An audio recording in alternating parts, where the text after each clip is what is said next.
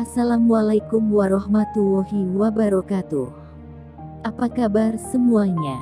Semoga dalam lindungan Allah Subhanahu wa Ta'ala.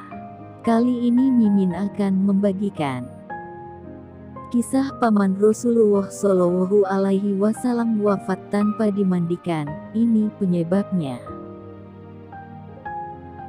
Kisah ini dikutip dari detikhikmah.com.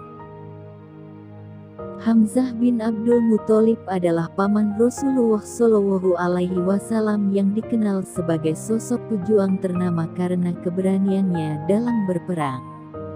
Ia merupakan penunggang kuda tersohor pada Perang Uhud dan Perang Badar. Disebutkan dalam buku Dua Pedang Pembela Nabi Shallallahu Alaihi Wasallam karya Rizem Aizid, paman Rasulullah Shallallahu Alaihi Wasallam ini dijuluki sebagai singa Islam, karena saat bertempur bagaikan singa yang mengamuk, tanpa rasa takut, dan tak ada tandingannya. Pada tahun 625 Masehi, Hamzah bin Abdul Muthalib dinyatakan wafat. Kematiannya sungguh meninggalkan duka yang mendalam bagi Rasulullah Shallallahu Alaihi Wasallam. Bahkan dalam sebuah riwayat disebutkan bahwa Rasul menangis saat melihat jasad pamannya. Namun, paman Rasulullah Shallallahu Alaihi Wasallam ketika wafat tidak dimandikan seperti jenazah pada umumnya. Hal ini dikarenakan oleh sebab wafatnya paman Rasulullah Shallallahu Alaihi Wasallam. Sebab wafatnya paman Rasulullah Shallallahu Alaihi Wasallam dikisahkan pada buku Sirah Nabawiyah for Kids oleh Abdul Munim Al-Hashimi. Hamzah bin Abdul Muthalib wafat karena terbunuh di medan perang, tepatnya saat Perang Uhud. Pembunuhnya adalah seorang penduduk Habsah, yaitu Wahsy bin Harb, yang menghabisi nyawanya dari belakang. Wahsy adalah seorang budak yang masih remaja milik seorang Mutam bin Jubair. Paman Mutam, Tuaimah bin Adi dulunya menjadi korban dalam Perang Badar.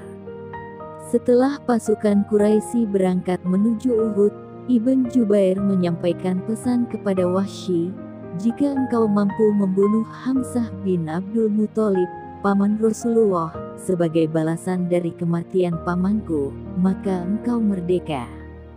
Akhirnya Wahsy keluar bersama rombongan pasukan Quraisy. Ia memiliki kemampuan dalam melempar bayonet atau belati layaknya pelempar Habsah yang handal.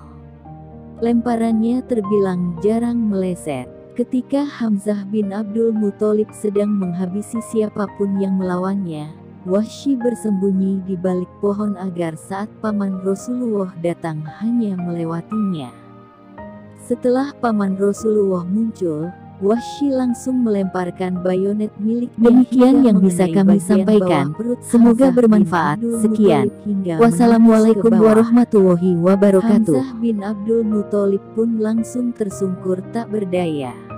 Setelah dirinya dinyatakan benar-benar tewas di medan perang, Wahsy kembali mengambil senjatanya kemudian kembali bergabung dengan pasukan perang lainnya. Sementara itu, dada Hamzah bin Abdul Muthalib dicabik-cabik dan hatinya diambil bahkan dikunyah mentah oleh Hindun binti Utbah. Meski sebab wafatnya terdengar begitu mengerikan, Hamzah bin Abdul Muthalib menerima balasan surga dan hidup bahagia bersama syuhada lainnya yang meninggal. Paman Rasulullah Shallallahu Alaihi Wasallam ketika wafat tidak dimandikan. Hal ini disebabkan oleh beliau meninggal saat berperang di jalan Allah. Hamzah bin Abdul Muthalib wafat dalam Perang Uhud sehingga dirinya dinyatakan wafat sebagai syuhada yang syahid di jalan Allah.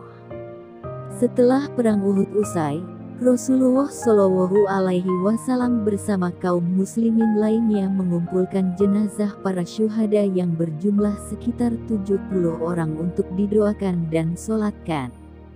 Paman Rasulullah Shallallahu Alaihi Wasallam sebagai seorang syahid jasadnya didoakan terlebih dahulu kemudian disusul lainnya. Setelah didoakan, jenazah Hamzah bin Abdul Muthalib tidak dimandikan dan tidak dipindahkan, melainkan langsung dikuburkan di tempat tersebut.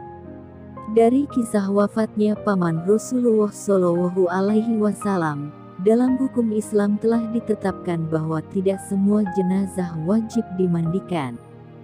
Ada beberapa syarat jenazah yang tidak wajib dimandikan, bahkan dianjurkan untuk langsung dikubur dalam kondisi apapun.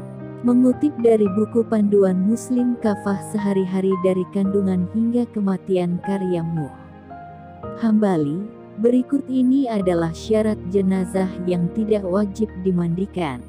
Pertama, orang yang mati syahid karena perang di jalan Allah Subhanahu wa Ta'ala meskipun dalam kondisi junub.